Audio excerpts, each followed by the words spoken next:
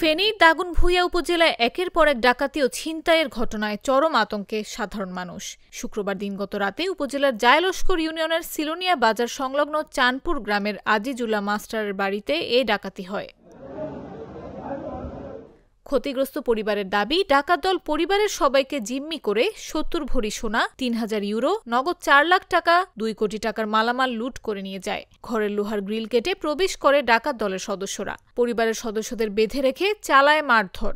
অস্ত্র দেখিয়ে সবাইকে বেঁধে চোখের সামনে মালামাল লুট করেন।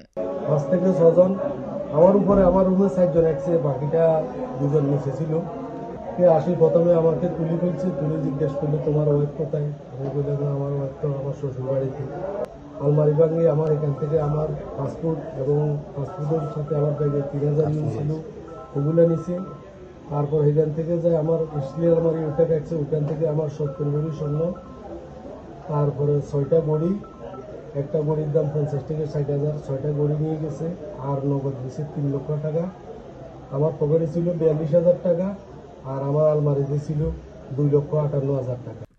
ডাকাতি চলাকালীন ঘরে ছিলেন না বাবু মিয়ার স্ত্রী ও মেয়ে, তবে তার বোন ও ভাগ্নেদের বেঁধে ফেলে ভয়ঙ্কর তাণ্ডব চালায় ডাকাত দল। স্থানীয়রা অভিযোগ করছেন, এলাকার চিহ্নিত সন্ত্রাসীরাই এই ঘটনার সঙ্গে জড়িত, তবে পুলিশের কোনো তৎপরতা নেই।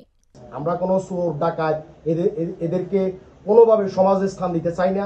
এর আগেও এরকম কয়েকটা ঘটনায় অভিযোগ করা হয়েছিল, কিন্তু এখন পর্যন্ত একজন আসামিকেও ধরা হয়নি।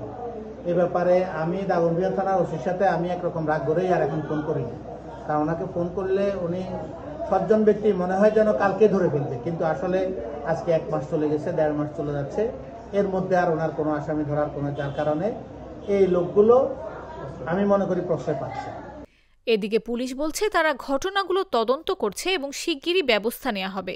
এর গত ২০ সেপ্টেম্বর মুদি ব্যবসায়ী আজাদকে কুপিয়ে ছিনতাই, ইয়াকুবপুর থেকে ১১টি গরু ডাকাতি, খুশিপুরে ৩ বাড়িতে গরু চুরি, এমনকি শিক্ষিকার কাছ থেকে দিন দুপুরে ছিনতাই, একটার পর একটা ঘটনা ঘটে চলেছে।